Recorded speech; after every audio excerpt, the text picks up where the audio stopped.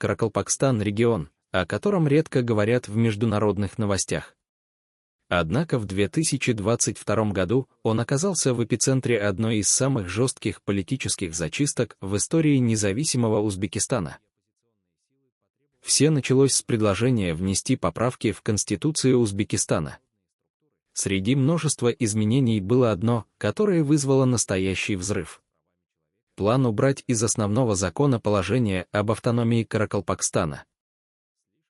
По сути, это означало, что регион теряет право на референдум о выходе из состава страны, закрепленное в Конституции с момента образования независимого Узбекистана. Это не просто юридическая формальность. Это сигнал, что Ташкент окончательно берет под контроль регион, подавляя любые возможности для самоопределения. Для каракалпаков, которые исторически чувствовали себя независимой этнической и культурной группой, это стало объявлением войны. Лето 2022 года стало точкой кипения. Люди вышли на улицы Нукуса, столицы Каракалпакстана, требуя отменить поправки и сохранить автономию. Масштабы протестов росли с каждым днем, и в какой-то момент власть поняла, что ситуация выходит из-под контроля. Ответ последовал мгновенно.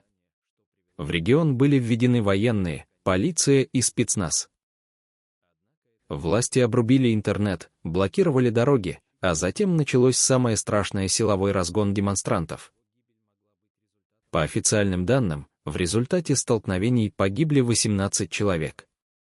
Но кто может подтвердить эту цифру? Свидетели говорят о куда больших потерях, о десятках погибших, сотнях раненых и тысячах арестованных. Людей избивали, вытаскивали из домов, сажали в тюрьмы без суда и следствия. Это не просто подавление протеста, это этническая чистка под видом борьбы с беспорядками. Ключевая фигура этих событий — Даулетмурат Тажимуратов. Каракалпакский юрист и журналист, который стал одним из главных лидеров сопротивления. Именно он открыто выступил против конституционных поправок, призывая народ не молчать. Но что с ним сделали власти? В день начала протестов его арестовали. Человека, который говорил о правах своего народа, объявили преступником, экстремистом, угрозой государству. Позже на суде его приговорили к 16 годам тюрьмы не за насилие, не за преступление, а за слова. Вторая не менее громкая история — Акылбек Муратов. Каракалпакский активист, который пытался спастись в Казахстане. Но даже там он не был в безопасности, Узбекистан потребовал его экстрадиции. Целый год Муратов провел в СИЗО Алматы, пока суд не отказал в выдаче и его не освободили. Но что дальше? Сможет ли он вернуться домой? Абсолютно нет, там его сразу же ждет арест. И таких историй сотни. Люди бегут, скрываются, а те, кто остается, живут в страхе. Власть хочет стереть каракалпакскую идентичность. Репрессии коснулись не только активистов, но и обычных граждан. Сегодня в регионе жестко контролируют СМИ, любые обсуждения этой темы в интернете блокируются, а критика властей приравнивается к экстремизму. Примечательно, что после всех этих событий Ташкент отказался от идеи менять Конституцию. Официально поправки убрали, автономия Каракалпакстана осталась. Но была ли это победа народа? Или это просто временная передышка, пока власть не подготовит новый удар? Что делать каракалпакам в такой ситуации?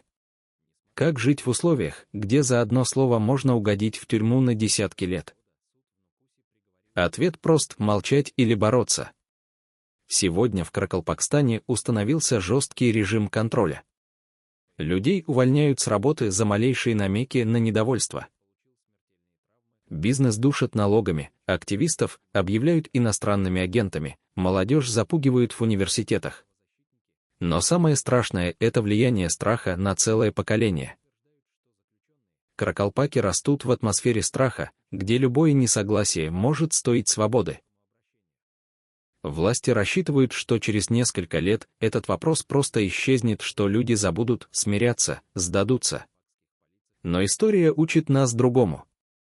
Чем больше давят на народ, тем сильнее его сопротивление. Каракалпакстан уже пережил свой 2022 год, но впереди новые испытания. Вопрос в том, как далеко зайдет власть, прежде чем мир наконец откроет глаза. Прошло 3 года с момента жесткого подавления протестов в Каракалпакстане. Но что изменилось? Казалось бы, власть отменила поправки, протесты подавлены, вопрос закрыт. Но на самом деле давление на каракалпаков только усилилось. Репрессии стали системными. В 2023 и 2024 годах сотни активистов подверглись преследованию. Одни исчезли без следа, другие получили реальные тюремные сроки, третьи были вынуждены покинуть страну. Но даже за границей они не в безопасности, за ними следят, им угрожают, их пытаются заставить замолчать. Власть больше не делает громких заявлений. Теперь работа ведется в тени, без публичных репрессий.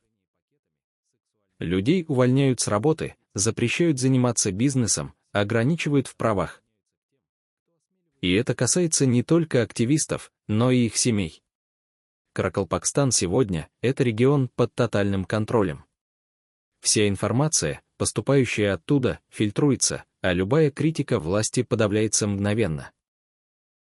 Местные СМИ превратились в рупор официальной пропаганды, независимые журналисты либо арестованы, либо вынуждены работать за границей. Интернет в регионе до сих пор работает с перебоями, социальные сети строго мониторятся спецслужбами. Любой пост, комментарий или даже лайк под неугодным контентом – повод для задержания.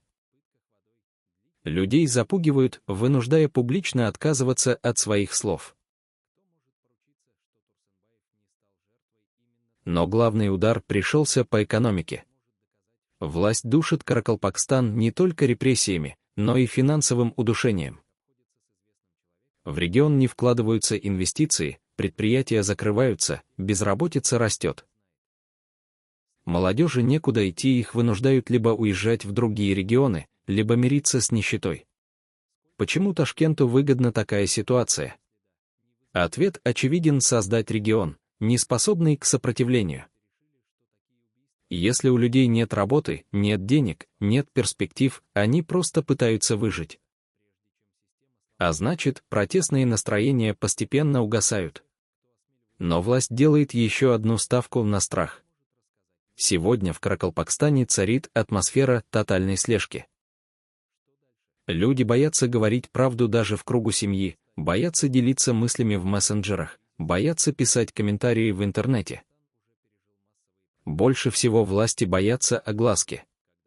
Поэтому любая информация, выходящая за пределы страны, мгновенно блокируется. Если какой-то блогер или журналист поднимает каракалпакский вопрос, его ресурсы закрывают, а сам он становится объектом атак пропаганды. Но вот главный вопрос: почему международные организации молчат?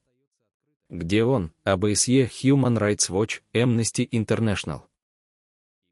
Почему, когда речь идет о других странах, санкции вводятся моментально, а в случае с Узбекистаном полное бездействие?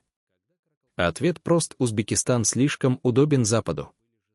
Власть играет на двух фронтах, сохраняя хорошие отношения и с Европой, и с Китаем, и с Россией. Никто не хочет терять экономические связи, поэтому закрывают глаза на притеснение каракалпаков. Но рано или поздно молчание закончится. Вопрос в том, будет ли это мирный процесс или очередное кровопролитие. Власть рассчитывает, что проблема исчезнет сама собой, но история показывает, чем сильнее давление, тем мощнее сопротивление. Сегодня Каракалпакстан — это не просто регион. Это лакмусовая бумажка, по которой можно судить, насколько в Узбекистане действительно есть право и свободы.